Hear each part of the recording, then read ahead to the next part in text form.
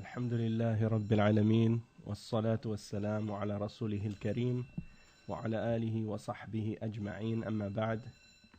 Donc on commence maintenant le cours 3 dans la lecture du livre de Cheikh Rabi' bin Hadi al-Madkhali hafidhahullah ta'ala dans son livre Bahjatul Qari بفوائد منهجية ودروس تربوية من كتاب الاعتصام بالكتاب والسنة من صحيح البخاري. Donc c'est des points bénéfiques et des leçons éducationnelles tirées du chapitre de Sahih al-Bukhari dans le chapitre de Al-I'tisam bil-Kitab wa Sunnah, c'est-à-dire le fait de se cramponner au Coran et à la Sunna.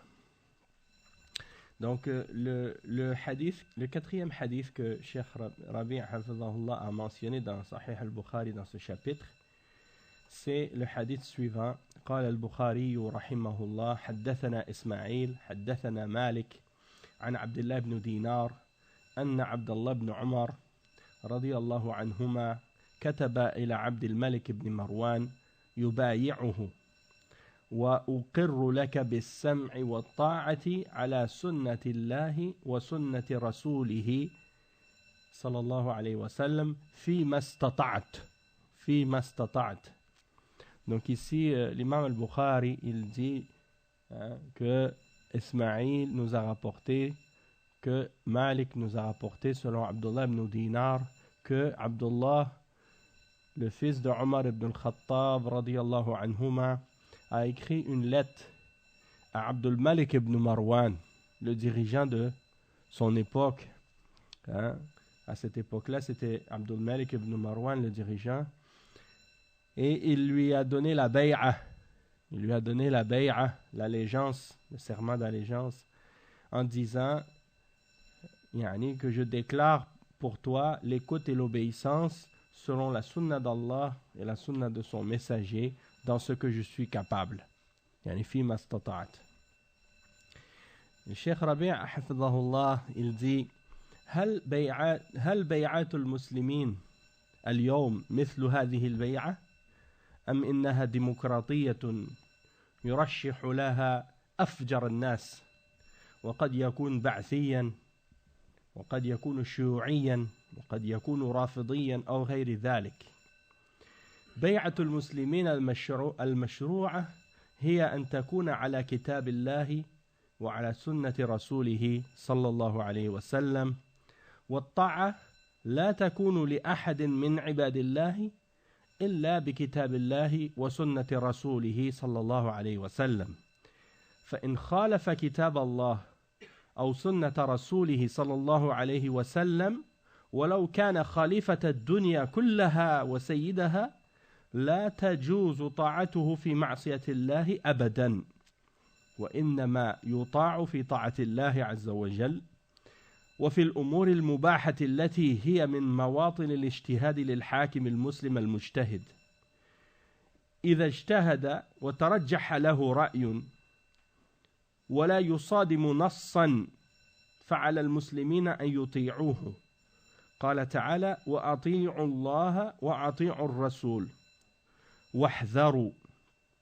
وطاعة ولاة الأمور فيها خير كثير ومخالفتهم والخروج عليهم فيها شر كبير، ولهذا أمر الرسول صلى الله عليه وسلم بقتل الخوارج الذين هم شر الخلق والخليقة، كما في الحديث يأتي في آخر الزمان قوم حدثاء الأسنان سفهاء الأحلام يقولون من خير قول البرية يمرقون من الإسلام كما يمرق السهم من الرمية لا يجاوز إيمانهم حناجرهم فأينما لقيتموهم فاقتلوهم فإن قتلهم أجر لمن قتلهم يوم القيامة. Donc ici le Cheikh Rabi' hafizahullah, il dit est-ce que les allégeances que les musulmans ont aujourd'hui et les bay'at qu'ils ont sont comparables à la bay'a de Omar ou bien de Abdullah ibn Omar radiyallahu anhuma à son époque pour Abdullah ibn Marwan, Ou bien est-ce que ce sont des exemples de qu'est-ce qu'on appelle les démocraties avec les élections, hein? Les élections et le sevrage, comme ils appellent. Donc, c'est-à-dire que dans des exemples de vote et de démocratie et d'élection, la pire des personnes, la plus perverse des personnes peut voter, hein? Et elle peut être soit Ba'athi. Le parti Ba'ath, c'est un parti socialiste arabe qui existe dans certains pays arabes actuellement. En Irak, il y avait le parti Ba'ath avec Saddam Hussein. En Syrie actuellement, le régime de Bachar, hein, c'est un régime Ba'athi aussi, hein, socialiste communiste. C'est pour ça qu'ils ont l'aide de la Russie, parce qu'ils sont des alliés en même temps dans la même manhaj, même aqida. Hein? Et en plus de ça, ce sont des Nusayriya. C'est une secte parmi les pires sectes d'égarement qui existent. Et il y a aussi d'autres qui peuvent être des Rafida, comme qu'est-ce que tu as en Iran par exemple, avec Khomeini et ceux qui l'ont suivi par la suite. Donc ça, c'est la secte des Rafida, l'Ithna Ashriya, et d'autres également. Donc ça, c'est pas comparable à la bay'a que nos salafs donnaient, hein, puisque eux, ils donnaient la bay'a, comme on le voit ici, à la sunnatillahi wa sunnati rasulihi, sallallahu alayhi wa sallam. Non pas sur la démocratie, non pas sur le communisme, non pas sur le socialisme, non pas sur la laïcité ou tous ces autres systèmes inventés par les mouchriquines et les kuffars de notre époque.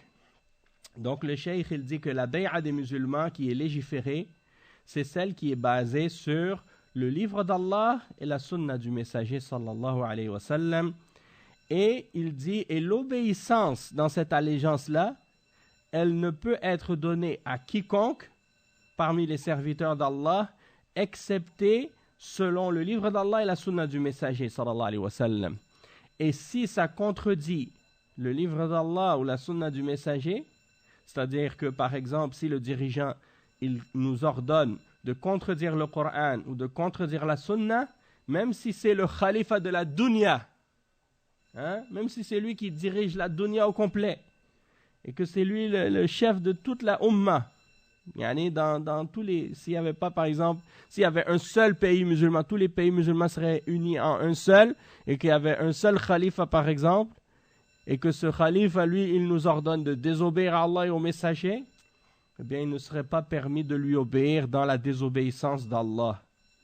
On a uniquement le droit d'obéir dans l'obéissance d'Allah et dans les choses qui sont licites et qui sont permises. Parmi les choses qui font partie des domaines de l'ijtihad et des efforts envers le dirigeant musulman qui fait un effort dans un sujet sur lequel il n'y a pas de texte explicite pour légiférer ou déterminer ce qu'il faut faire. Donc il fait un ijtihad de son propre jugement pour arriver à trouver la position la plus correcte ou l'opinion la plus correcte. Il dit, si son ijtihad vient en opposition ou en contradiction avec un texte explicite du Coran et de la Sunna authentique, alors dans ce cas-là, on n'a pas le droit d'obéir. Mais tant que ce n'est pas en contradiction avec un texte, alors les musulmans doivent obéir à leurs dirigeants dans l'islam. Allah subhanahu wa ta'ala, il nous a ordonné cela. Il dit, et obéissez à Allah et obéissez aux messagers et prenez garde. Donc le cheikh il dit l'obéissance aux dirigeants, il y a un grand bien là-dedans. Le fait que les musulmans obéissent à leurs dirigeants, il y a un grand bien là-dedans. Et dans le fait qu'ils s'opposent à leurs dirigeants ou qu'ils contredisent leurs dirigeants dans ce qui est bien et qu'ils leur désobéissent dans ce qui est bien ou qu'ils se rebellent contre eux, il y a un grand mal là-dedans. Malheureusement, ça, c'est la méthodologie qui est encouragée à notre époque. Malheureusement, beaucoup de musulmans aujourd'hui, ils considèrent que c'est ça la bonne voie à suivre. Ils ont été inspirés là-dedans, à ce sujet, par beaucoup de groupes et des des groupes contemporains et des tendances des hizbiyin à notre époque, comme les Khawarij, des frères musulmans, al-Ikhwan al-Muslimoun, ou bien les autres groupes qui sont de ces tendances similaires, Al-Qaïda, Daesh, Jama'atul Jihad, et tous ces autres groupes de takfir, et les Rafida, et ainsi de suite. Et le prophète sallallahu alayhi wa sallam, il nous a ordonné de combattre les Khawarij, c'est-à-dire bien entendu avec le dirigeant. Et il a dit à propos des Khawarij dans le hadith qui est rapporté par l'imam Muslim que les Khawarij sont Sharrul Khalqi wal Khaliqa. C'est la pire des créatures. Pire des créatures et la pire des êtres. Et dans un autre hadith, le prophète sallallahu alayhi wa sallam, il dit, vers la fin des temps, il y aura des gens qui vont sortir, et ce sont des jeunes, et qui ont des idées, qui sont, c'est des gens qui sont futiles, qui sont faibles d'esprit, qui sont des rêveurs, des idéalistes faibles d'esprit, comme on voit aujourd'hui avec les jeunes, qui pensent que les pays musulmans, pour qu'ils soient des pays musulmans, il faut qu'ils soient parfaits. Il ne faut pas qu'il y ait de péché ou d'injustice. Sinon, c'est des pays de kufr pour eux. Allah musta'an. Et ils disent parmi les meilleures paroles du monde. C'est-à-dire, tu vas les entendre parler, ils disent In al-hukmu illa lillah, il faut juger par la loi d'Allah, on veut la charia d'Allah. Mais ils sortent de la religion de l'islam comme la flèche, quand elle est tirée à une telle force qu'elle passe à travers la cible. Si elle passe à travers l'animal, elle passe d'un côté et traverse de l'autre. Et elle passe à travers de l'autre, comme dans un hadith, une autre narration de ce hadith qui dit, quand tu regardes la flèche, après qu'elle a traversé, tu regardes la pointe, il n'y a aucune trace. Tu regardes la plume, il n'y a aucune trace. C'est-à-dire qu'elle est passée à travers tellement rapidement, c'est comme si elle n'a jamais été affectée ou touchée par, elle n'a jamais eu aucun lien avec l'islam. Et ça, c'est souvent la situation que tu constates avec ces gens-là. Tu les vois rentrer dans l'islam avec beaucoup d'extrémisme, beaucoup d'exagération, puis, quelque temps après, tout d'un coup, plus d'islam, plus de pratique. Alors tu dis, mais subhanallah, où est-ce qu'elle est partie la barbe, où est-ce qu'elle est partie le qamis, où est-ce qu'il est parti les salawats, où est-ce qu'elle est partie la religion, plus de pratique du tout. Pourquoi? Parce qu'ils sont rentrés dans la religion comme une flèche et ils sont sortis aussi vite qu'ils sont rentrés. Le cheikh il dit فهذا عبد الله ابن عمر رضي الله عنهما أفضل الناس في وقته كتب ببيعة عبد الملك وعبد الملك عنده نقص وعنده تقصير ولكن كان يعتز بالإسلام وكان فقيها في الإسلام حتى إن مالكا يروي بعض أحكامه في الموطأ وأحكام مروان اللذين لا منزلة لهما عند كثير من المسلمين فكان مالك يقدرهما ويرى أنهما مسلمان ويجتهدان فيصيبان ويخطئان ويستشهد بكلامهما. Donc il dit Abdullah ibn Umar, c'est le meilleur des musulmans qui étaient encore vivants à cette époque-là. Parce que Abdullah ibn Umar, il fait partie des jeunes, parmi les Sahaba, ceux qui ont accepté l'islam et qui étaient musulmans et qui étaient jeunes à l'époque du prophète sallallahu alayhi wa sallam. Et il a vécu longtemps après le prophète sallallahu alayhi wa sallam. Donc il a vu des choses que d'autres parmi les Sahaba plus âgés, qui sont morts avant lui, n'ont pas vues. Et beaucoup de choses qui sont apparues vers la fin de la période des Sahaba, parmi les choses que le prophète sallallahu alayhi wa sallam avait averti et annoncé à l'avance. Donc il y a eu des bid'ah qui sont apparus à l'époque de Ibn Umar, et il les a réfutés. Et il y a eu des fitanes qui se sont produites à son époque, et il a pris la position du Coran et de la Sunna vis-à-vis de ces fitan. Et ça a donné aux musulmans qui étaient vivants à cette époque-là une guidance, parce qu'ils voyaient l'exemple de ce sahabi qui était parmi les ulama, parmi les sahaba, et qui s'accrochait au Coran et à la Sunna, et ça les a guidés dans la compréhension justement de l'attachement au Coran et à la Sunna. Et dans l'exemple de la bay'a qu'il a donné à Abdul Malik ibn Marwan, ça c'est un exemple parfait de ça. Parce que Abdul Malik ibn Marwan, c'est clair que ce n'était pas le meilleur musulman de cette époque-là. Abdul Malik ibn Marwan, ce n'était pas le meilleur musulman, le plus savant musulman de son époque. Abdullah ibn Omar était beaucoup plus pieux, beaucoup plus savant que lui. Mais malgré tout, Abdullah ibn Omar, il lui a donné la bay'a. Il lui a donné l'allégeance. Il n'a pas dit non, lui là, il n'est pas le plus pieux, il n'est pas le plus savant, il n'est pas le plus exemplaire, le plus meilleur parmi nous, donc je ne vais pas lui donner la bay'a. Je vais seulement donner la bay'a au dirigeant qui est le meilleur, le plus parfait. Ça, c'est l'idée que les Khawarij, ils ont, ou bien que les gens de Bid'a, ils ont, que le dirigeant, il faut que ce soit le plus parfait. Et s'il n'est pas parfait, on ne lui donne pas l'allégeance et on ne l'obéit pas. S'il fait des péchés, on ne l'obéit pas. S'il fait des erreurs, on ne lui obéit pas, on se rebelle contre lui. Ça, c'est la mentalité et l'idéologie des Khawarij et des gens de Bid'a.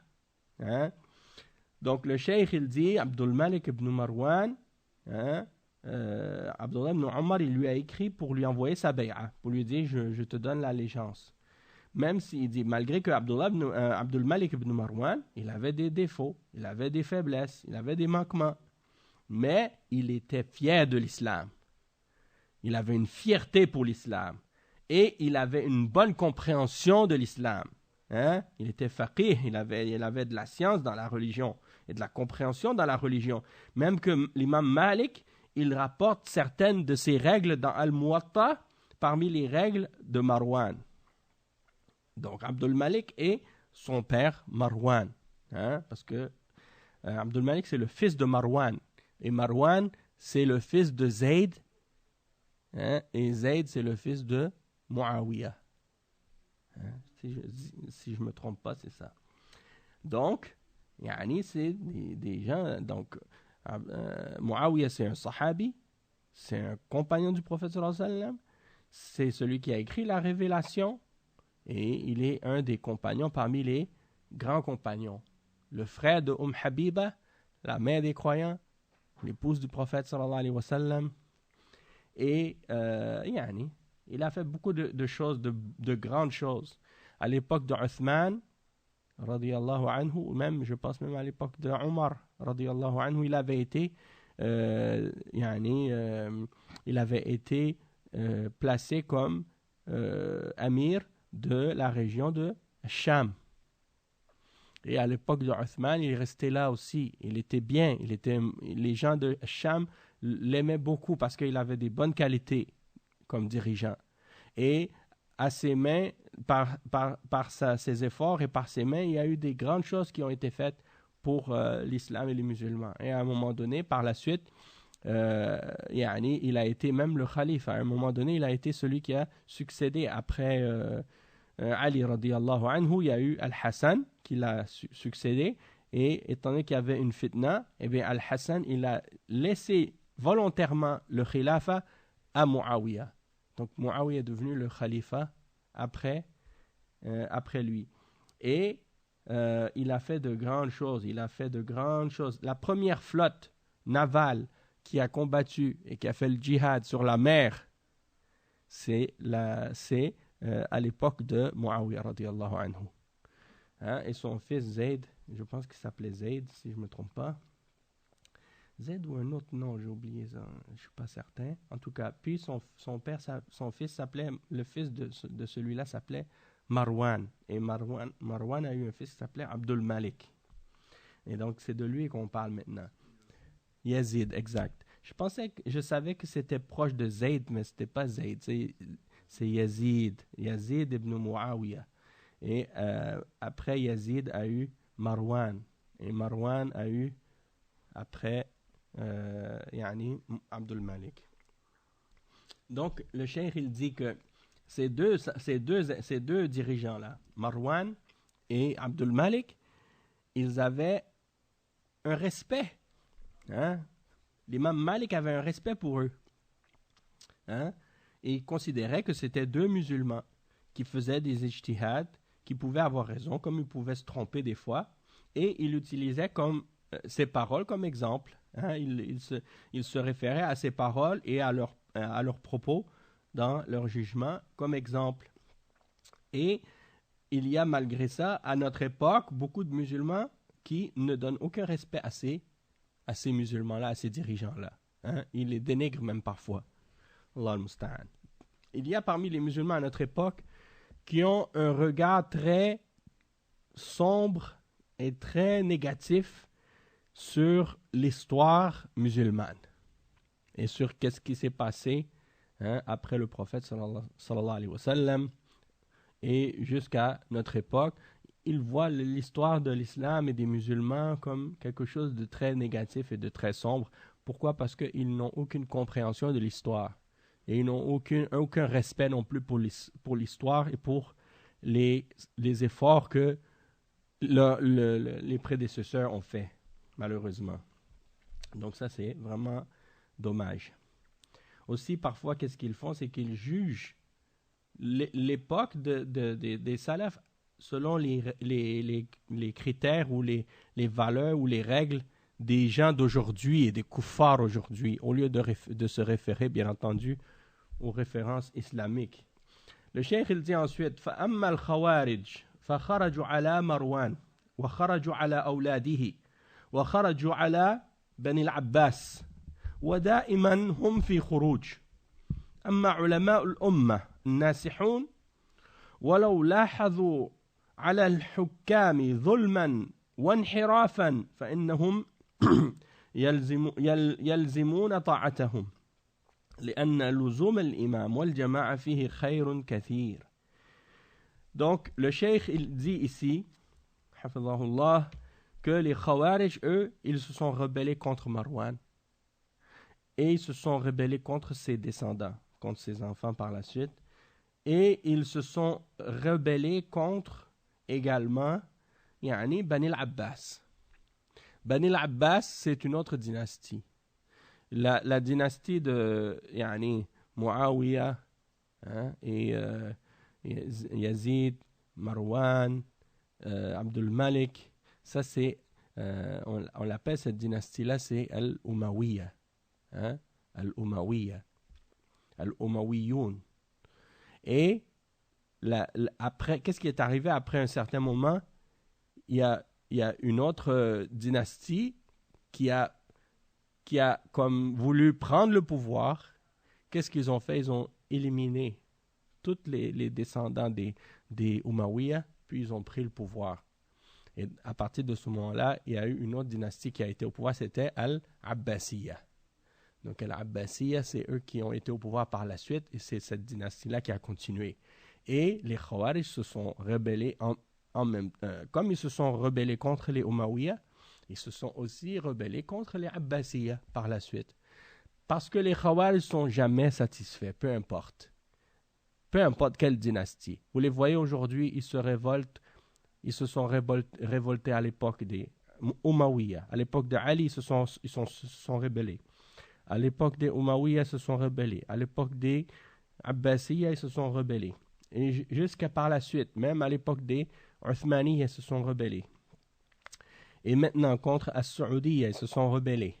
Hein? Et ils se rebellent à toutes les époques, dans tous les pays musulmans, peu importe. Hein? Donc c'est ça, le cheikh, il dit, c'est ça qu'ils font de toute façon, à toutes les époques. Ils sont toujours en train de se rebeller. Tandis que les ulama de la Ummah, qui sont sincères et qui donnent le bon conseil, même s'ils ont vu chez ces dirigeants-là de l'injustice ou des erreurs, des déviations, mais ils restent fidèles à leur obéissance. Et il dit, parce que de rester avec l'imam et d'adhérer à l'imam et à la jama'a, il y a un grand bien là-dedans. Et en note de bas de page, le cheikh il dit, الآن مثلا يعتبر الناس حاكم الصومال ملحدا لكن لما خرجوا عليه صاروا في فوضى ودماء وغير ذلك والعراق كذلك انظروا ماذا حصل وحاكمهم من شر خلق الله. Qu'est-ce que ça veut dire? Ça dit aujourd'hui, les gens, à notre époque, ils ont considéré que le dirigeant de la Somalie, c'était un athée. Alors, ils se sont rebellés contre lui. Et ils se sont révoltés contre lui. Et regardez maintenant qu'est-ce qu'ils sont devenus, qu'est-ce qui leur est arrivé par la suite en Somalie. Vous voyez pas que partout dans le monde, il y a des Somaliens maintenant? En Europe, en Amérique, aux États-Unis, au Canada, partout, vous allez là-bas, vous voyez des communautés somaliennes. Pourquoi? Parce qu'avant, ils étaient en Somalie, les Somaliens, ils n'étaient pas partout. Parce qu'ils se sont révoltés et il y a eu des guerres, il y a eu des problèmes, ils ont fait couler le sang, ils ont fait le chaos dans leur pays, ils ont été obligés de fuir. Avant, en Algérie, les Algériens, tu ne les trouvais pas partout comme ça dans le monde. Maintenant, tu trouves des communautés d'Algériens partout dans le monde. Pourquoi? Parce que quand ils se sont révoltés contre le dirigeant en Algérie, pendant les années 90, il y a eu des guerres, des meurtres et tout. Et ce qui fait que les gens, ils ont fui. Et à chaque fois qu'il y a des malheurs comme ça, des guerres comme ça dans les pays musulmans, il y a la même chose. Regardez en Syrie maintenant, qu'est-ce qu'il y a eu? En Irak. Maintenant, ils sont tous en train de fuir pour aller vers l'Europe. Ils cherchent Là, dernièrement, hier, j'écoutais les nouvelles, ils disaient que aux frontières de la Turquie, là, il y a quelque chose qui s'est passé, je ne sais pas c'est quoi, ils veulent tous rentrer en Turquie parce qu'ils ont peur. Et tout ça, c'est le résultat de qu'est-ce que vous voyez ici. Comme le cheikh, il dit, regardez par exemple en Irak, il dit, regardez qu'est-ce qui est arrivé en Irak. La même chose. Malgré que leur dirigeant, c'était une des pires des créatures d'Allah, Saddam Hussein. Un communiste socialiste, Ba'thi, et il était là-bas, mais n'empêche que le chaos qu'il y a après lui est beaucoup plus grand que qu'est-ce qui était comme à son époque, malgré l'injustice.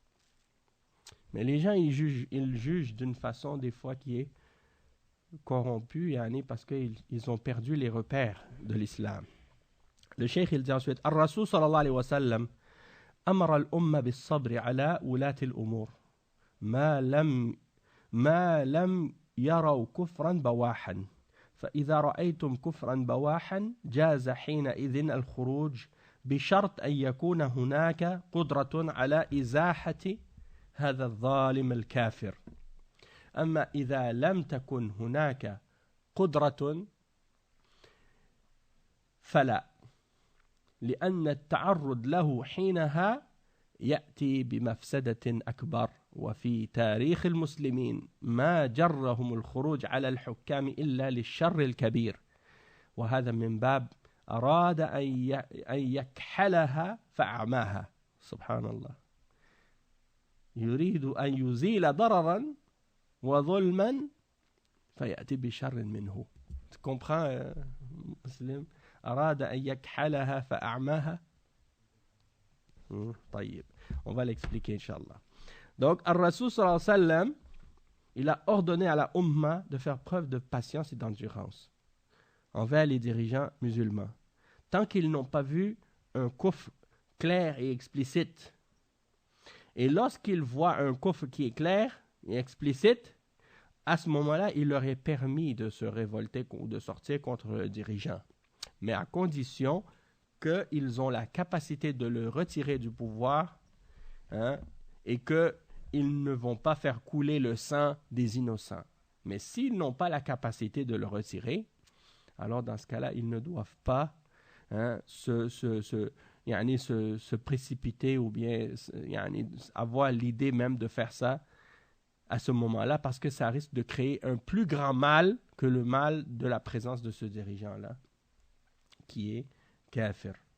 Et il dit dans l'histoire des musulmans, si on regarde l'histoire des musulmans dans le monde, depuis l'époque du prophète sallallahu alayhi wa sallam jusqu'à aujourd'hui, il n'y a pas des musulmans qui se sont rebellés contre un dirigeant, excepté que ça n'a pas ramené un grand mal pour les musulmans.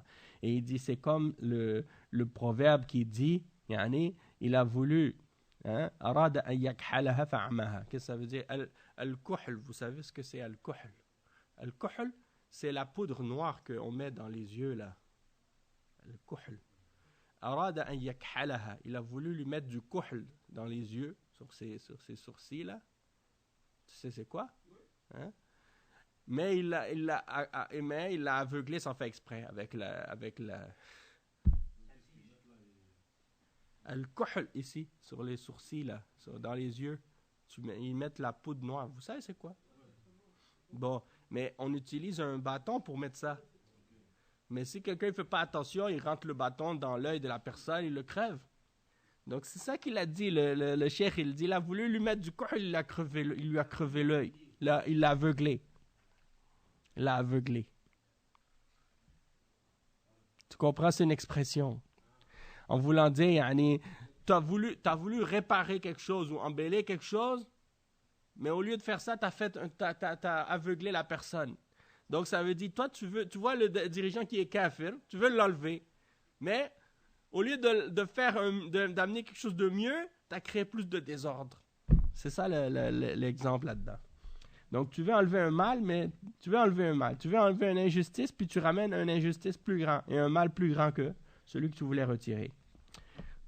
Voilà, malheureusement la plupart des gens ils ne réfléchissent pas.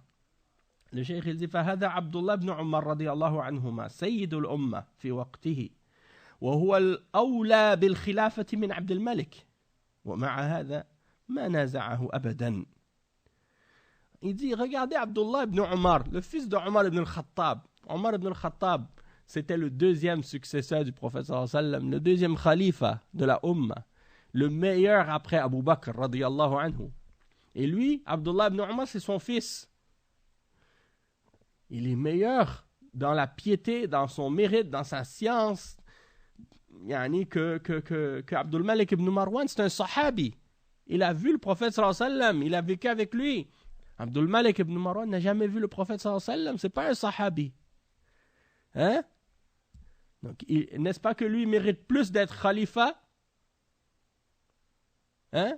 N'est-ce pas que lui, Abdullah ibn Omar, mérite plus d'être khalifa que Abdul Malik ibn Marwan? En principe, oui. Mais le cheikh, il dit, le meilleur de cette umma à son époque, il dit, méritait plus d'être khalifa que Abdul Malik ibn Marwan. Malgré ça, il ne lui a jamais disputé cette position-là, jamais. Au contraire, il lui a écrit pour lui dire, je te donne mon serment d'allégeance. C'est comme ça que les sahaba, ils étaient. Ils ne cherchent pas le pouvoir pour eux-mêmes. Hein? Et il dit حصل النزاع بين عبد الله بن الزبير وبين عبد الملك وهو أولى بالخلافة من عبد الملك ومن أبيه مروان ثم قتل ابن الزبير رضي الله عنهما وبعد ذلك دانت الأمة لعبد الملك ابن مروان فكتب إليه عبد الله بهذا الكلام يبايعه عن نفسه وعن أهله على كتاب الله وسنة رسوله صلى الله عليه وسلم على المنهج الذي عليه رسول الله صلى الله عليه وسلم وهو التمسك بالكتاب والسنة. Il y a eu un désaccord ou une dispute entre Abdullah ibn Zubayr radiyallahu anhuma et Abdul Malik. Et il méritait plus d'être khalifa lui aussi que Abdul Malik. Et même plus encore que son père aussi, Marwan. Mais Abdullah ibn Zubayr, il a été tué, radiyallahu anhuma, et par la suite, le pouvoir est resté, le pouvoir a été établi pour Abdul Malik ibn Marwan. Alors Abdullah ibn Omar, il a écrit une lettre à Abdul Malik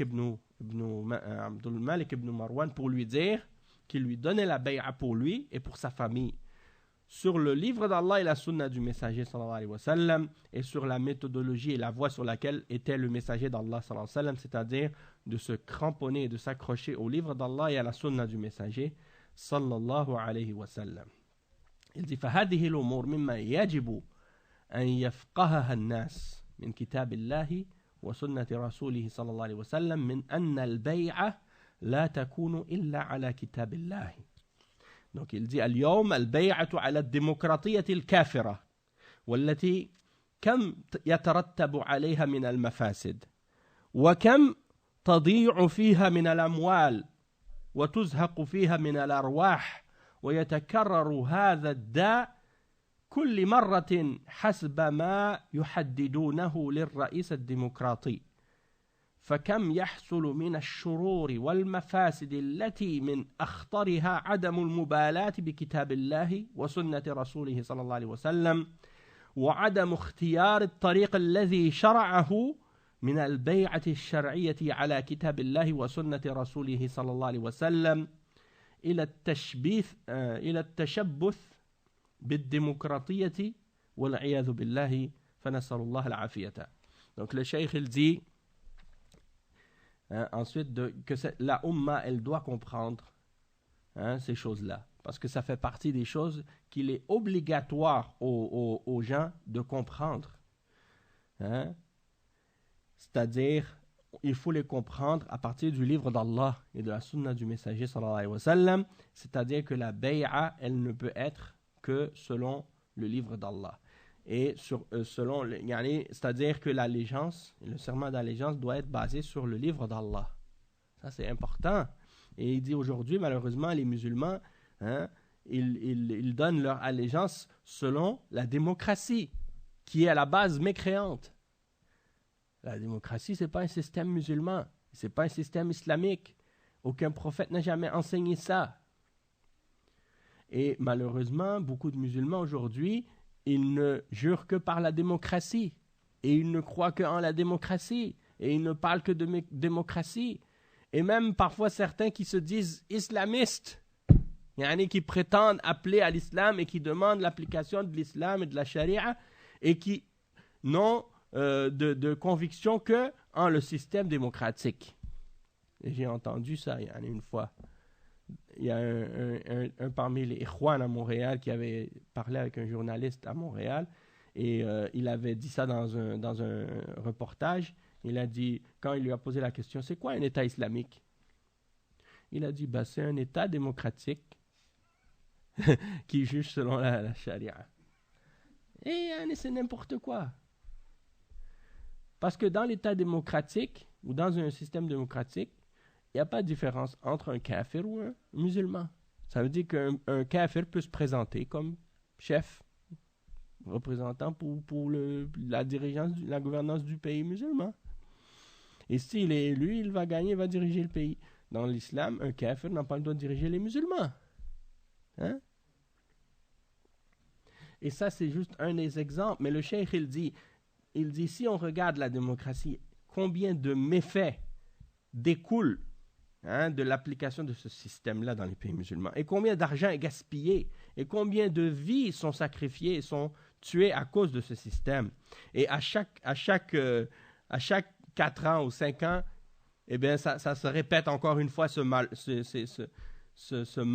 malheur-là qui revient à chaque 5 ans, selon le temps qui est délimité ou prédéterminé pour que le dirigeant démocrate reste au pouvoir, puis après 4 ans, ça recommence encore une fois. Le pire, c'est que même des fois, dans certains pays, où il y a un dirigeant qui a été élu, mais que les gens n'aiment pas, et qu'ils veulent qu'il soit remplacé par un autre, mais il n'y a aucun candidat qui est à la hauteur pour se présenter contre lui, et ils font quand même des élections.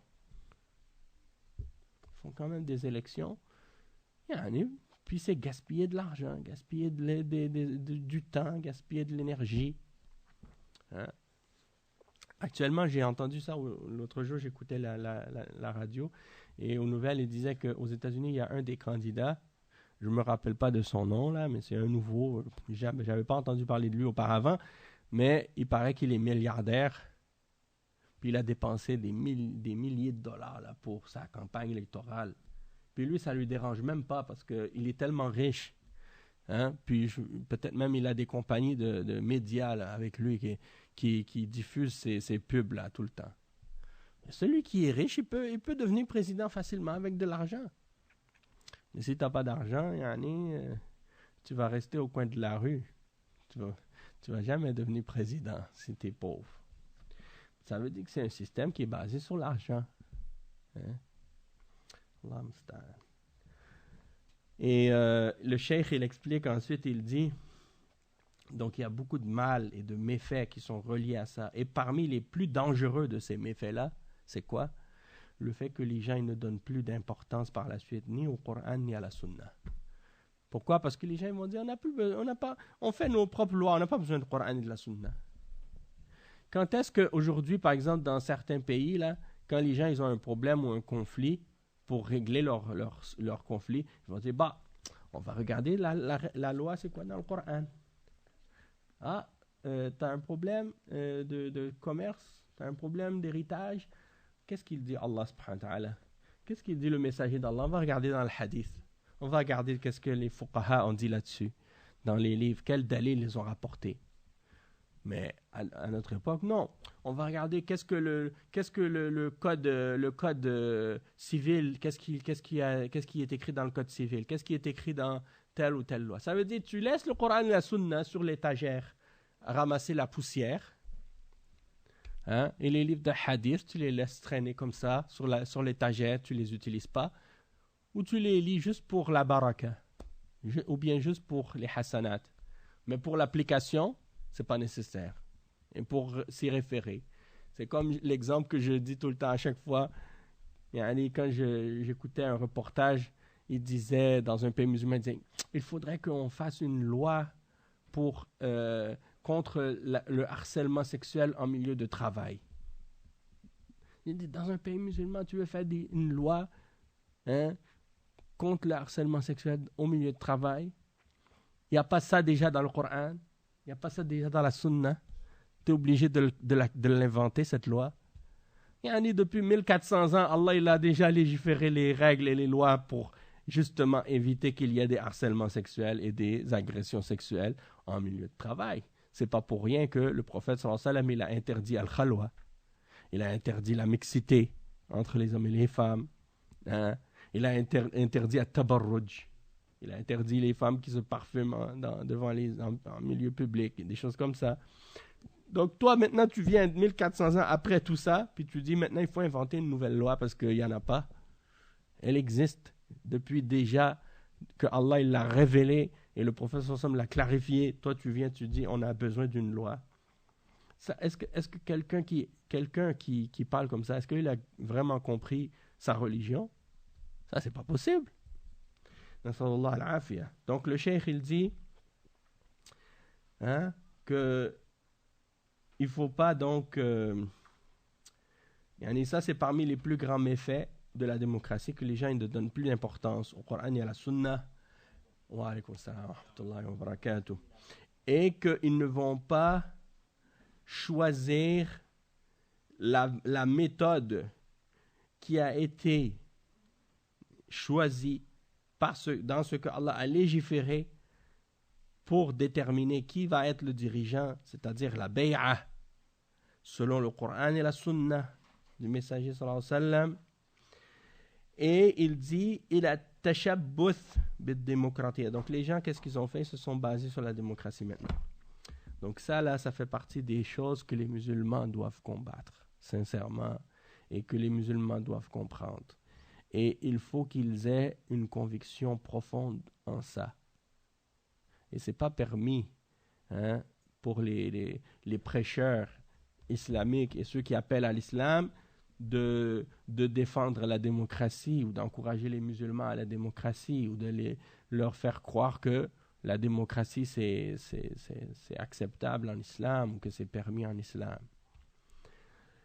Parce que c'est un système qui est en opposition totale avec l'islam, pas seulement dans des éléments, parmi les éléments secondaires de la religion, mais en contradiction avec les fondements du tawhid et de la aqida.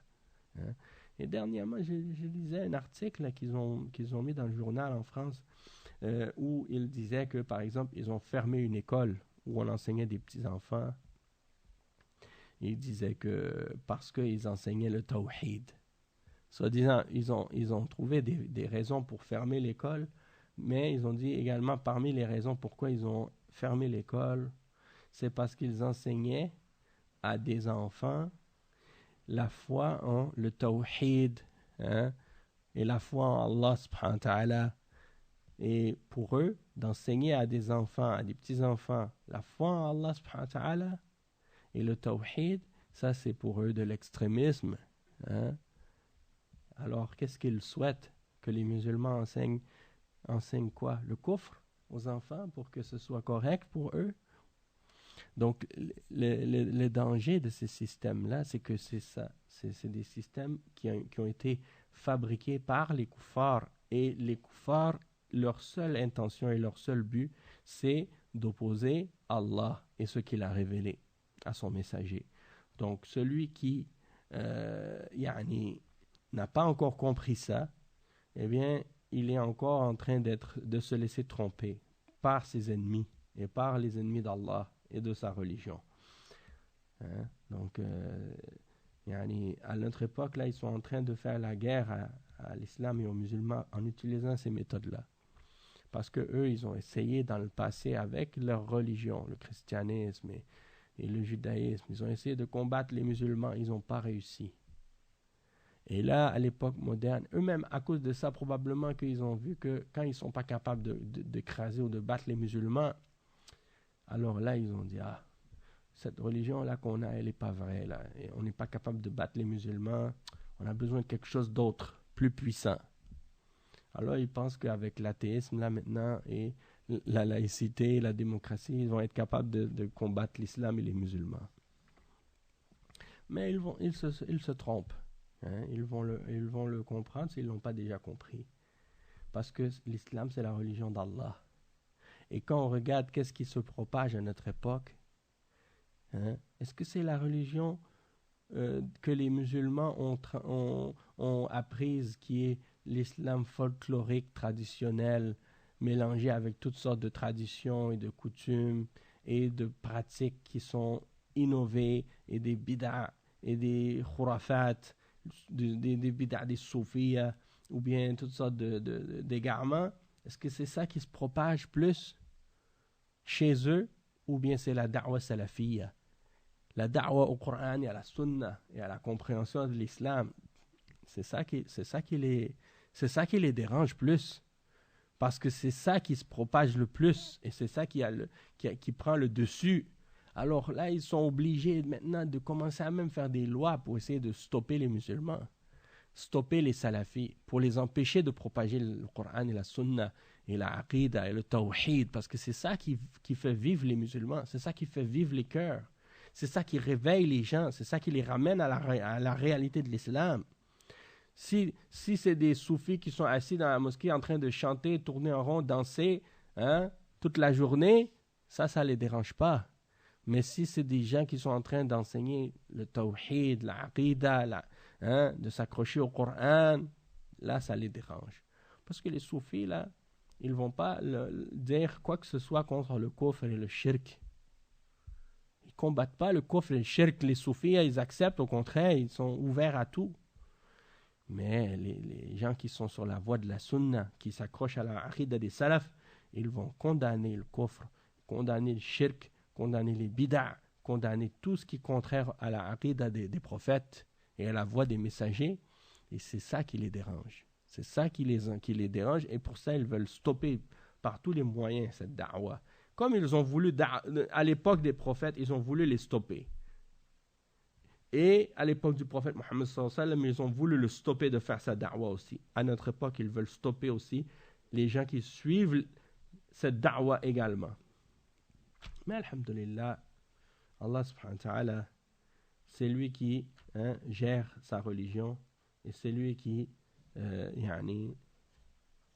c'est lui qui a prédestiné tout ce qui arrive. Donc il faut juste avoir confiance en Allah subhanahu wa ta'ala. On va s'arrêter ici pour aujourd'hui, Inch'Allah. On fera le hadith suivant la semaine prochaine. Subhanakallahumma bihamdika ashhadu an la ilaha illa ant astaghfiruka wa atubu ilayk wa sallallahu wa sallam ala nabiyyina Muhammad wa ala alihi wa sahbihi ajma'in. Wassalamu alaykum wa rahmatullahi wa barakatuh.